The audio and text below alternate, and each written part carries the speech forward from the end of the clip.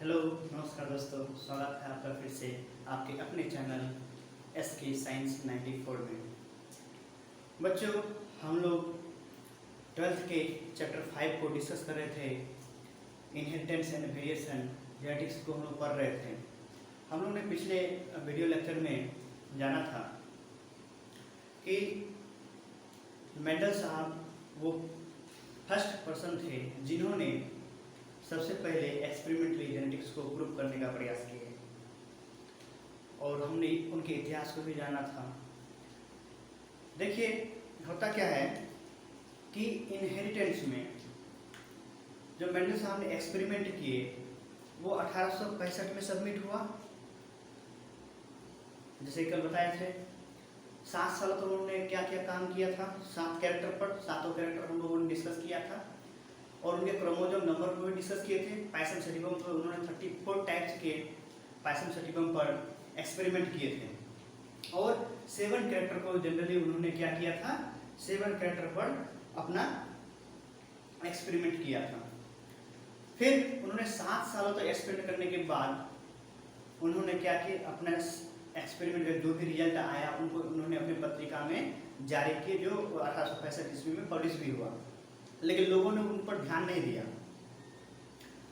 फिर क्या होता है, कुछ दिन बाद ही उनकी मृत्यु हो जाती है 1864 के आसपास, सॉरी 1884 में उनकी मृत्यु हो जाती है। मेंडल साहब 1884 में दुनिया से चले जाते हैं। फिर उनका थीसिस रखा रह जाता है।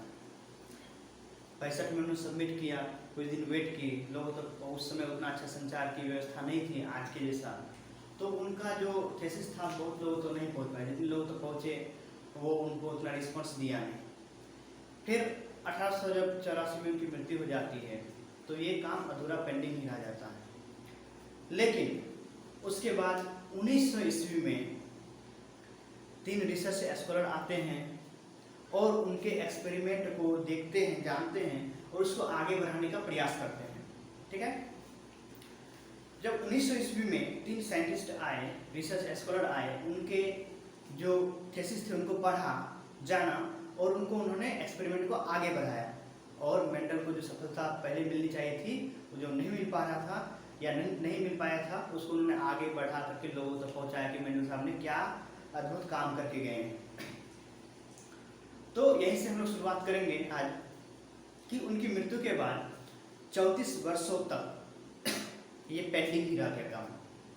लेकिन 1900 ईस्वी में, कितने में, 1900 ईस्वी में 3 साइंटिस्ट आए। कौन कौन थे वो? ह्यूगो डी वेराइट, कार्ल कॉरेन और एरिक वॉन शेरमैक। ठीक है, एरिक वॉन शेरमैक, ये तीनों वो रिसर्च स्कॉलर थे जिन्होंने मेंडल के वर्क को जो पेंडिंग पड़ा था उनको उन्होंने आगे बढ़ाया है।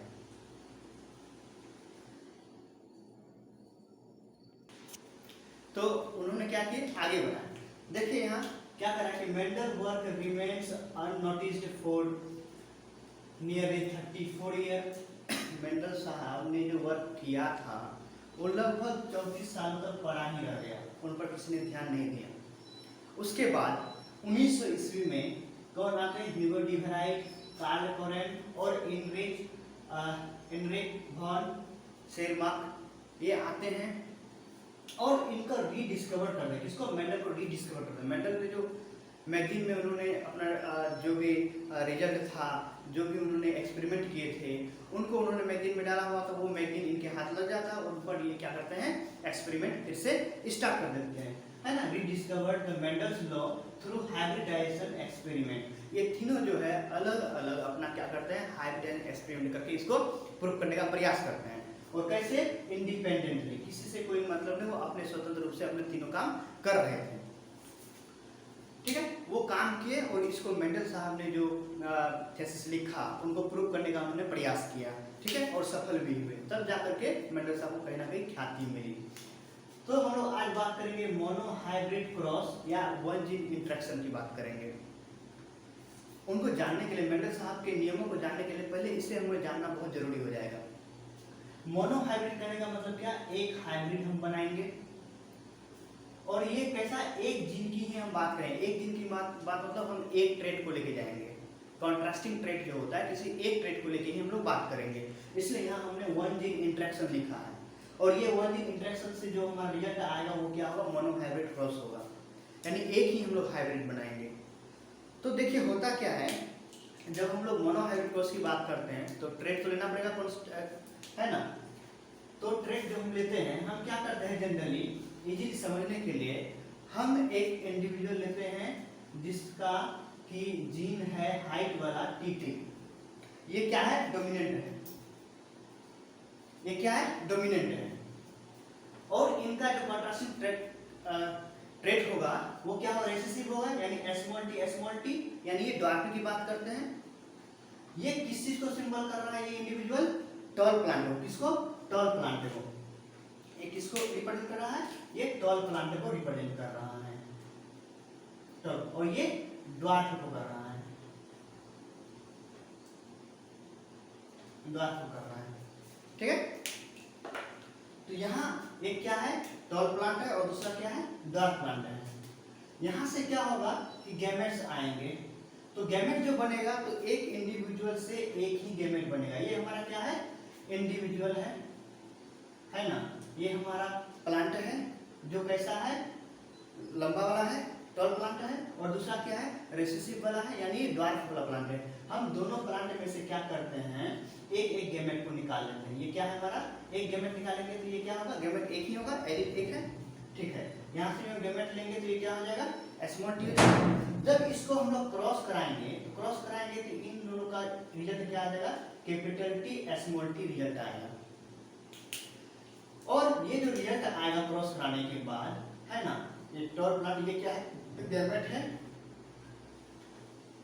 है, ये टॉल प्लांट से आया हुआ एलील है, और ये क्या है, ड्वार्फ प्लांट से आया हुआ एलील, यानी हम गैमेट की बात कर रहे हैं, ठीक है। यहाँ क्या है, टॉल प्लांट से ये कैपिटल टी गैमेट आया है और ड्वार्फ प्लांट से स्मॉल टी गैमेट आया है। जब इसका क्रॉसिंग हम लोग करते हैं तो क्या मिला आपको, एक कैपिटल टी और एक स्मॉल टी, यानी अब जो हमारे पास इंडिविजुअल है, अब जो हमारे पास ऑफस्प्रिंग है, ये क्या है, ऑफस्प्रिंग है, ये हमारे पास ऑफस्प्रिंग है। ये ऑफस्प्रिंग कैसा है, तो हाइब्रिड है, कैसा है, हाइब्रिड है।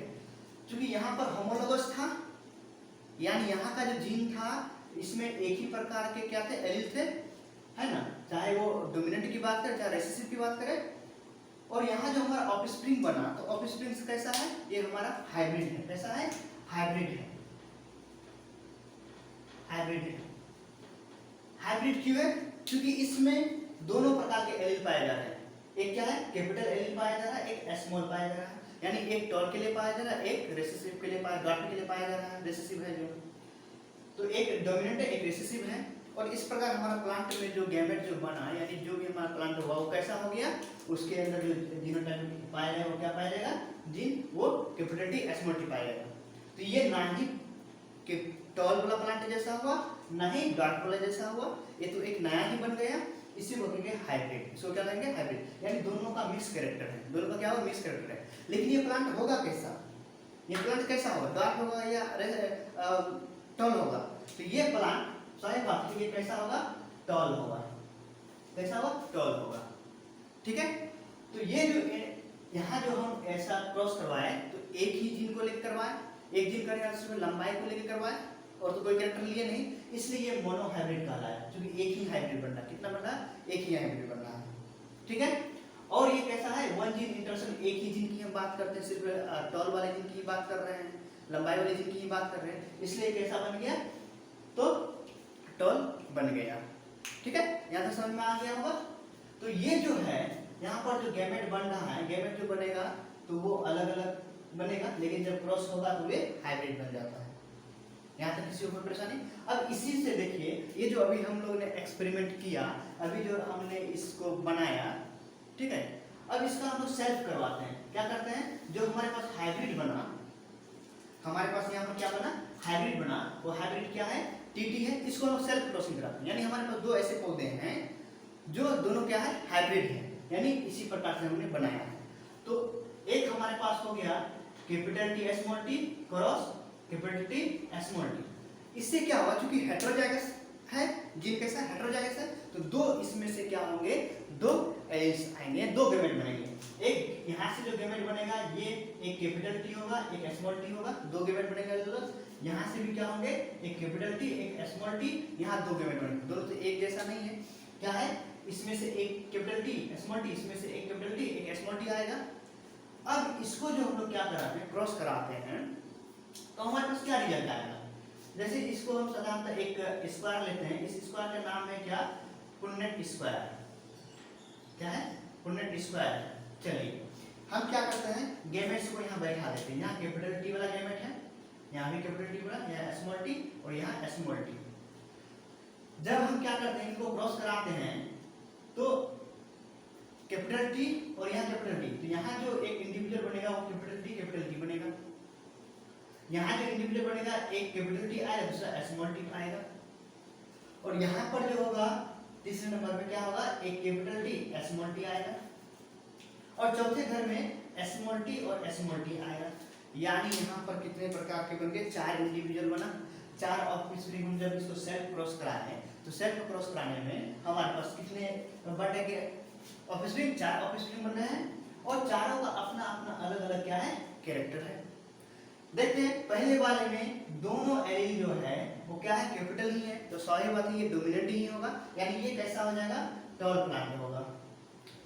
दूसरे और तीसरे में देखते हैं, इसमें एक कैपिटल टी एक स्मॉल टी है, यानी पहले जैसा रिजल्ट आ रहा है, यानी ये कैसा रिजल्ट आ रहा है, इनके पेरेंट्स जैसा ही आ रहा है, हाइब्रिड आ रहा है। तो ये भी हाइब्रिड बना, लेकिन ये कैसा होगा, टॉल होगा। ये कैसा होगा, टॉल होगा बट हाइब्रिड होगा। क्या होगा, हाइब्रिड होगा। और ये चौथा जो है, ये चौथा कैसा बन जाएगा हमारे पास, ये चौथा बन जाएगा ड्वार्फ। क्या हो जाएगा, ये ड्वार्फ बनेगा, ड्वार्फ। ठीक है, ये कैसा बनेगा, ड्वार्फ बनेगा। ठीक है, यहाँ तक क्लियर है, ये कैसा बनेगा, ड्वार्फ बनेगा। और ये इनका रेशियो देखते हैं हम, तो इसका रेशियो कैसा हो रहा है कि एक तो पूरी तरह से टॉल बन रहा है और दो हाइब्रिड बन रहे हैं और एक क्या बन रहा है, पूरी तरह से ड्वार्फ बन रहा है। तो हमारे पास ये क्या हो गया कि जीनोटाइप रेशियो 1:2:1 हो गया। ठीक है, और यदि हम ये क्या ऐसा है, जीनोटाइप रेशियो है, जीनोटाइप रेशियो है। और यदि हम फिनोटाइप रेशियो में देखें तो ये भी टॉल है, ये भी टॉल है, ये भी टॉल है, यानी तीन क्या है, टॉल है और एक क्या है, ड्वार्फ है। ये कैसा रिजल्ट हो गया, फिनोटाइपिक। कैसा हो गया, फिनोटाइपिक, फिनोटाइपिक रेशियो हो गया। ठीक है, तो फिनोटाइपिक रेशियो क्या आया, 3:1 और जीनोटाइपिक रेशियो कैसा आया, 1:2:1। One hybrid, one gene interaction monohybrid cross में जो रेशियो होता है वो याद रखेंगे आप। जो फिनोटाइपिक रेशियो होगा है ना, सेल्फ जब गैमेट्स को, जो हाइब्रिड गैमेट्स उसको सेल्फ कराएंगे, यानी ये फिलियल 2 है ना, ये जनरेशन 2 है। ये कैसा है, जनरेशन 2 है, G2 करते हैं, है ना। इसको हम लोग कहते हैं फिलियल 2। ठीक है, और यहाँ जो बना था ये फिलियल 1 था, है ना। ये फिलियल 1 यानी जनरेशन 1 था और ये जनरेशन 2 बना। ठीक है, तो जनरेशन 1 में तो ये हाइब्रिड बना टी, लेकिन यहाँ पर जो फिलियल 2 में क्या बन रहा है, हमारे पास चार प्रकार के प्लांट बन रहे, चार प्लांट बन रहे हैं इंडिविजुअल यानी ऑफस्प्रिंग, जिसमें से एक तो पूरी तरह से क्या है, अपने पेरेंट्स जैसा ही है ना। ये पेरेंट जो है होमोजाइगस पेरेंट जैसा बन रहे हैं, दो हाइब्रिड बन रहे हैं ये वाले, और एक ड्वार्फ बन रहा है जो क्या बन रहा है, अपने पेरेंट्स जैसा ही बन रहा है। तो इसका जीनोटाइप रेशियो क्या हो गया, 1:2:1 हो गया। लेकिन फिनोटाइप रेशियो की बात करेंगे 3:1 क्या हो गया इसका फिनोटाइप रेशियो। ये याद रखेंगे कि one gene interaction monohybrid cross में जब क्या करते हैं कि हाइब्रिड को, हाइब्रिड इंडिविजुअल को क्या कहते हैं, जो फिलियल 1 को जब सेल्फ कराते हैं तो उसका जो रिजल्ट आता है, उसका रेशियो जो आता है वो कैसा होता है, जीनोटाइप रेशियो 1:2:1 आता है और फिनोटाइप रेशियो 3:1 आता है। तो यहाँ तक आपने समझा। चलिए, इसी के आधार पर मेंडल साहब ने जो जेनेटिक्स के 3 नियम दिए, इसको एक समझ में आ गया होगा तो हम इन तीनों को समझ सकेंगे, तीनों नियम को समझ सकेंगे। तो उन्होंने 3 नियम दिया। पहला दिया कि लॉ ऑफ डोमिनेंस, दूसरा दिया लॉ ऑफ सेग्रीगेशन और तीसरा दिया लॉ ऑफ इंडिपेंडेंट असॉर्टमेंट, ठीक है। क्या लॉ ऑफ डोमिनेंस, लॉ क्या है सेग्रीगेशन ऑफ गैमेट, और तीसरा क्या है लॉ ऑफ इंडिपेंडेंट असॉर्टमेंट। हम इस चीज को एक एक करके जानते हैं। यहाँ समझ में आ गया? ठीक है, देखिए आगे